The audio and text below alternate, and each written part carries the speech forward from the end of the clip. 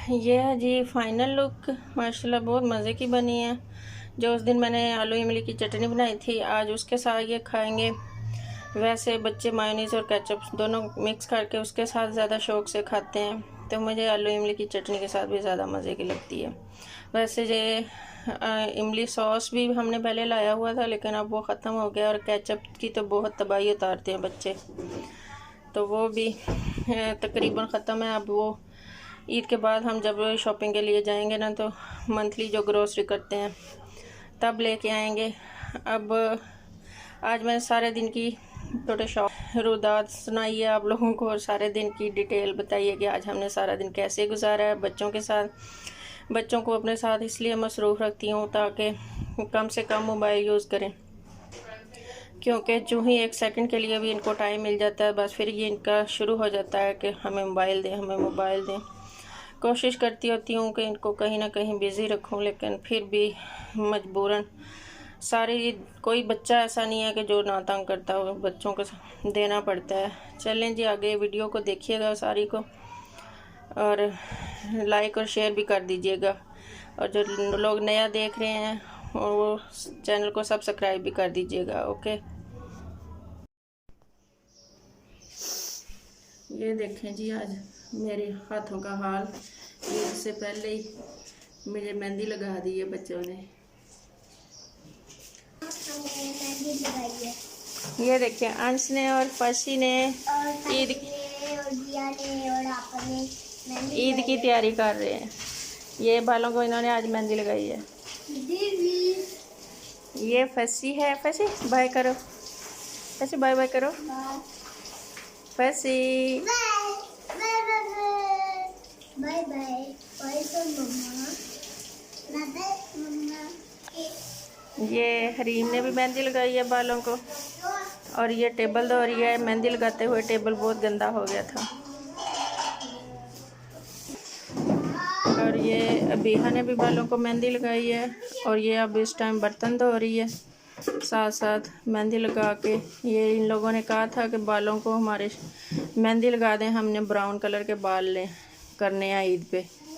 ये देखें, अब ये अबीहा बर्तन धोने के बाद चूल्हा साफ़ करेगी, फिर मैं इसका चूल्हा साफ़ किया हुआ भी आपको दिखाऊंगी। ये देखें माशाल्लाह अबीहा ने कितना प्यारा चूल्हा साफ़ कर दिया है। अल्लाह ताला का करोड़ बार शुक्र है कि मेरे बच्चे बहुत अच्छे हैं, बहुत ही फरमाबरदार हैं, कहना मानते हैं। और वैसे तो इनको बिल्कुल टाइम नहीं मिलता, लेकिन जिस दिन छुट्टी होती है ये सब बच्चे मेरी हेल्प करते हैं। और इनसे हेल्प करवाने का मकसद ये नहीं होता कि मैं सारा दिन इनको कामों में जोड़ी रखूं। मेरा मकसद ये होता है कि ये बच्चे करेंगे तो सीखेंगे ना काम इनको, क्योंकि ये ज़िंदगी का हिस्सा है। बच्चे माँ बाप ने कब तक इनके सर पे बैठे रहना होता है। जिस तरह हम अपने माँ बाप के बगैर अपने घरों में अपनी ज़िम्मेदारियाँ उठा के खुद ही सारा कुछ मैनेज करते हैं, इसी तरह आने वाले टाइम में पहले से भी ज़्यादा मुश्किल टाइम है, तो इन्होंने सारे काम खुद करने हैं। तो इसलिए इनको सिखाने के लिए मैं इनसे काम करवाती हूँ छुट्टी वाले दिन।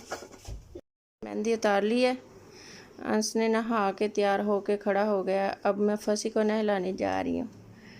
माशाल्लाह से माशाल्लाह बहुत प्यारा लग रहा है, बहुत अच्छा बेटा है, बहुत अक्लों वाला प्यारा बेटा है। स्कूल जाके वापस आता है तो फटाफट अपना यूनिफॉर्म खुद ही उतार लेता है। माशाल्लाह फसी ने भी नया कर ली। वैसे कितना प्यारा लग रहा है। मुझे कैसे तंग कर रहा था फसी अम्मी जी को, कैसे अम्मी जी के साथ लाडियाँ कर रहा था। मुझे भैया लाडियाँ कर रहे थे अम्मी जी।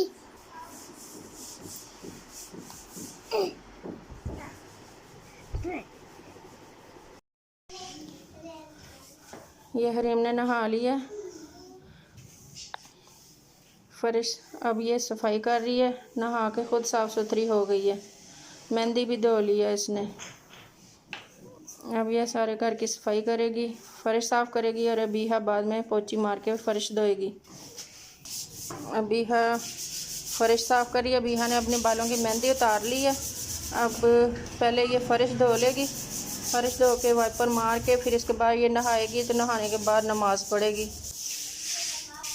इस जगह बैठ के इन्होंने सब ने अपने मेहंदी वाले बाल धो लिए हैं, ताकि पानी पाइपों में जमा होकर तो पाइप ना बंद हो जाए। बाकी सब बच्चों ने नहा लिया, तो अभी अब फर्श धोने के बाद वाइपर फेंक के साफ़ सुथरा करने के बाद खुद नहाएगी और फिर नमाज़ पढ़ेगी।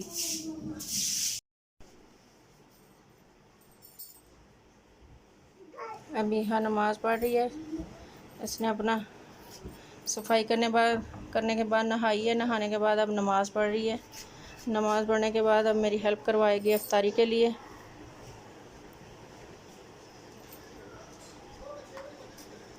फसी भी इधर ही फिर रहा है। फसी फसी फसी।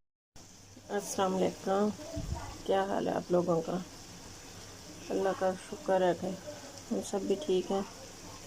अल्लाह ताला से दुआ है कि अल्लाह ताला आप सबको अपने हिफ्ज़ व अमान में रखे। अल्लाह ताला हर बहन और बेटी की इज़्ज़त महफूज रखे। अल्लाह ताला पाकिस्तान की हर बेटी को अक्ल और शऊर और इज़्ज़त अता फरमाए। हर बेटी के माँ बाप का दिल अपनी औलाद से पुरसुकून रखे। किसी भी माँ बाप को अपनी बेटी की किसी भी तरह की कोई तकलीफ़ ना दिखाए, ना बेटी की ना बेटों की। और किसी भी माँ बाप को अपनी बेटी की वजह से ज़िल्लत और रुसवाई ना उठानी पड़े। आमीन सुम्मा आमीन। आज बच्चों की स्कूल से छुट्टी थी। सारा दिन उन्होंने ईद की तैयारियां करवाया के चक्कर में सारा दिन मेरे साथ बहुत सारे काम करवाए। तो फिर फरमाइश की उन्होंने कि मामा आज हमें आप स्पैगेटी बना के दें। आज उनके बाबा की इफ्तारी नहीं भेजनी थी। उन्होंने कहा कि आज मस्जिद में किसी ने इफ्तारी भेजनी है, आप ना भेजना। तो बच्चों को स्पैगेटी और मैकरोनी ज़्यादा पसंद है। ना मुझे इतना शौक़ है इन चीज़ों का, ना ही इनके बाबा को। तो फिर कहती हैं कि ना बाबा ने खानी है, ना आप इतने शौक़ से खाती हैं, तो आप हमारे लिए आज यही बना लें। फिर मैंने कहा चले इनकी फरमाइश पूरी कर देती हैं। सारा दिन मेरे साथ काम करवाए हैं इन लोगों ने। साथ एक साइड पे ये मैंने उबलने के लिए रखी हुई हैं। और वीडियो बहुत ज़्यादा लंबी ना बन जाए इसलिए मेरे तक कुछ टाइम भी नहीं था। मसाला सारा तैयार करने से पहले आप लोगों को नहीं दिखाया। उनका चलें यहाँ से ही दिखा देती हूँ।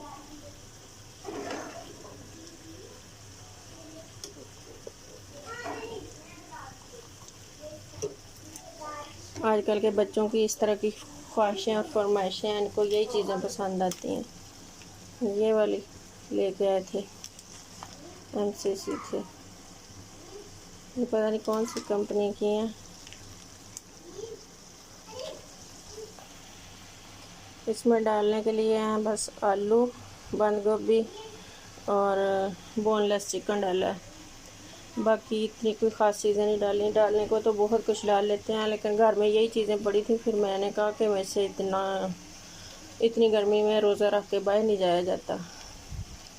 एक दिन गई थी पहले लेने, बहुत बुरी हालत हो गई थी। सामान उठा के रोज़ा रख के चलने ही नहीं हो रहा था। बच्चों को सबको घर छोड़ के गई तो कोई साथ उठा के लेके आने वाला भी नहीं था।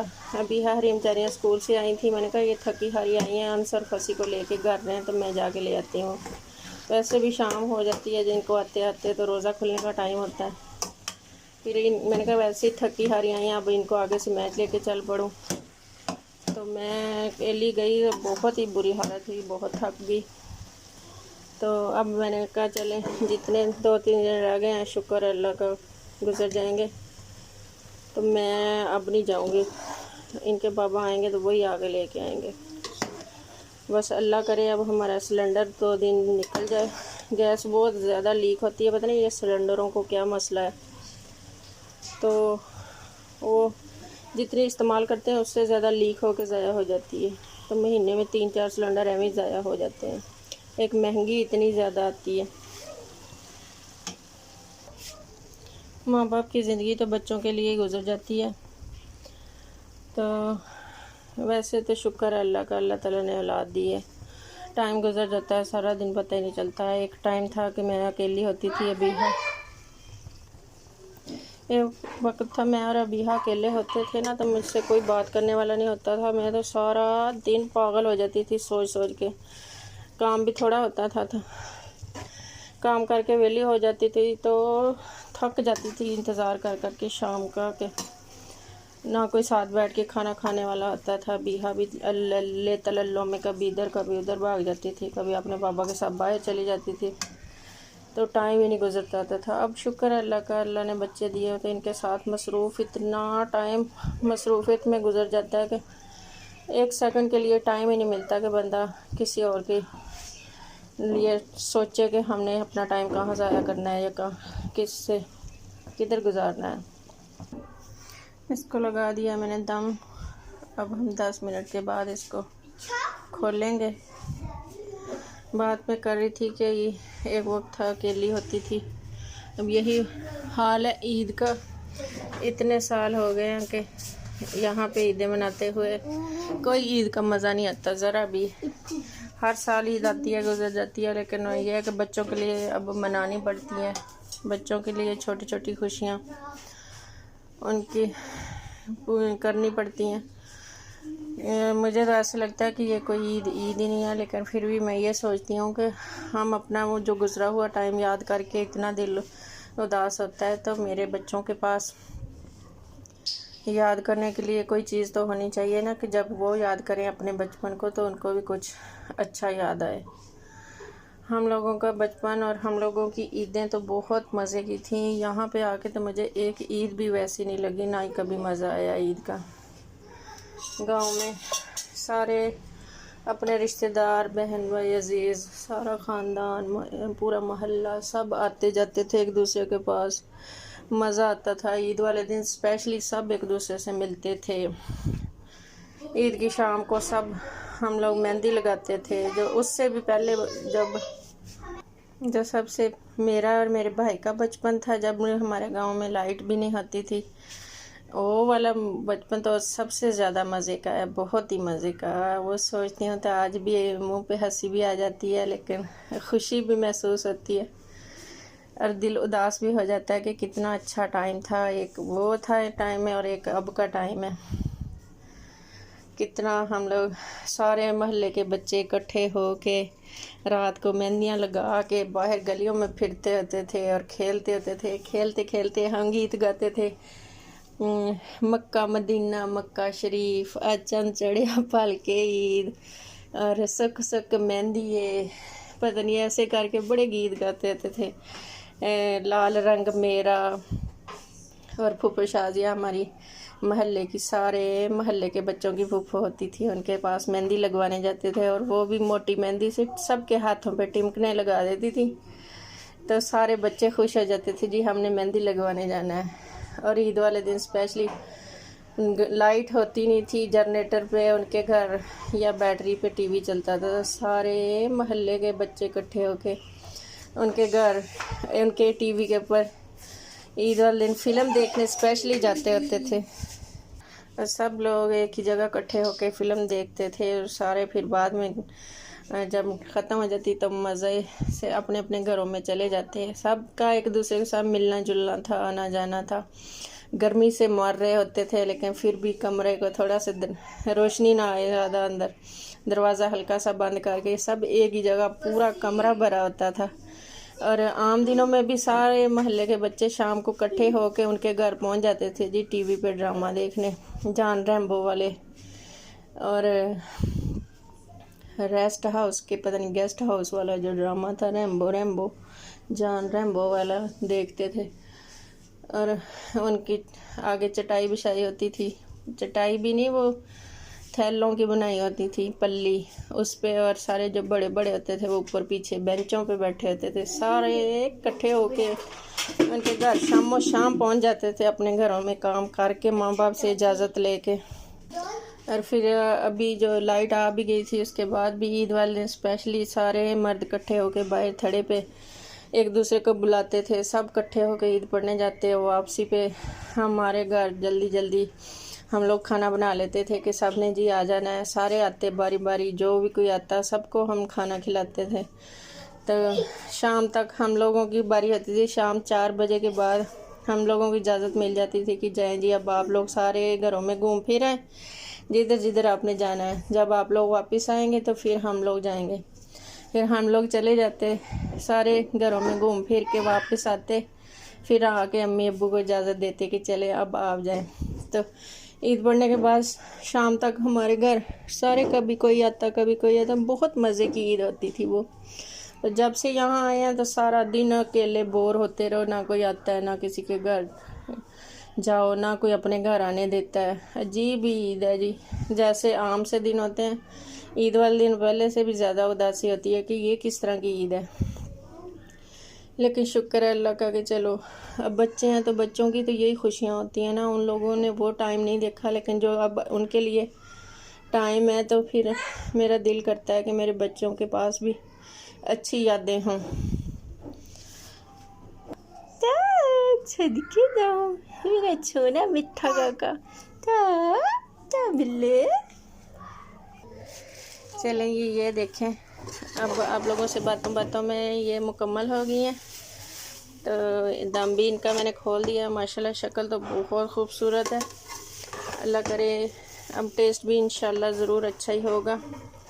अल्लाह ताला का करोड़ बार शुक्र है। अल्लाह ताला ने बहुत सी नेमतें दुनिया में पैदा की हैं और हम लोग बहुत कम अक्ल हैं, हम लोग बहुत गुनाहगार हैं, लेकिन अल्लाह ने हमें बहुत सारी नेमतों से नवाजा हुआ है। दुनिया की हर नेमत से नवाजा है। करोड़ बार शुक्र है।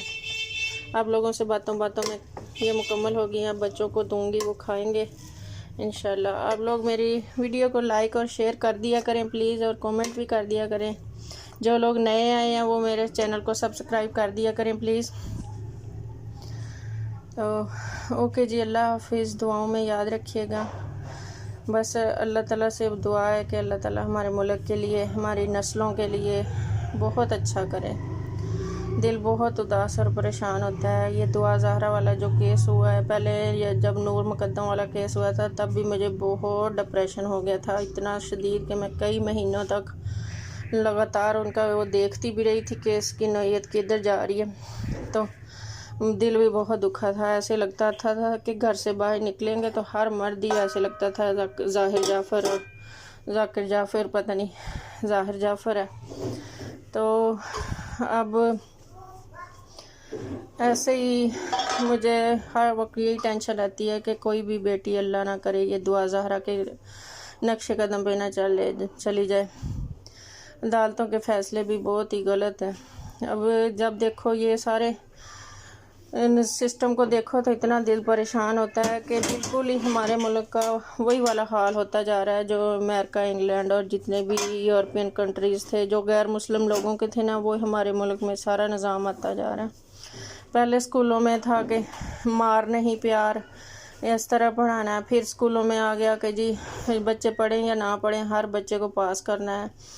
अब आ गया ऑनलाइन सिस्टम के बच्चे पढ़ें या ना पढ़ें, ऑनलाइन काम भेज दो तो बच्चे सारा दिन बस टाइम बर्बाद करते रहे और मोबाइल लेके तो गेमें और कार्टून देखते रहे। अब आगे से ये बेटियों को इतनी खुली छूट दे दी है तो माँ बाप इतनी मेहनत किसके लिए करते हैं, जो वो अपनी ज़िंदगियाँ क्यों ज़ाया करते हैं। अगर इसी टाइम के लिए औलादें पैदा करनी होती हैं, इसीलिए पाल पोस के बड़े करना होता है, तो फिर अगर यही सिस्टम रहा तो फिर खुद ही माँ बाप ने कहना है कि हम क्यों इतनी अपनी ज़िंदगी इन पे टाइम और बर्बाद कर रहे हैं, क्यों ज़ाया कर रहे हैं। फिर अगर आखिर में हमें इसी तरह जलील और रुसवाई करना है तो फिर ना औलाद को माँ बाप के कोई रिश्ते का एहसास होगा, ना माँ बाप को औलाद का होगा। पहले ही जगह इतनी तंग है घरों में कि ना कोई फैमिली मेम्बर इकट्ठे रहते हैं, ना वो जो जॉइंट फैमिली सिस्टम होता था वो रहा है कि कोई बच्चों को अच्छी अकल सिखा दे।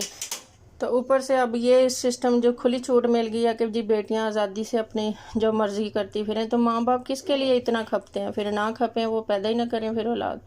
वो जो बाहर के मुल्कों में बेटियां अय्याशियाँ करती फिरें, अपनी मर्ज़ी से ढूंढती फिरें जो दिल करे।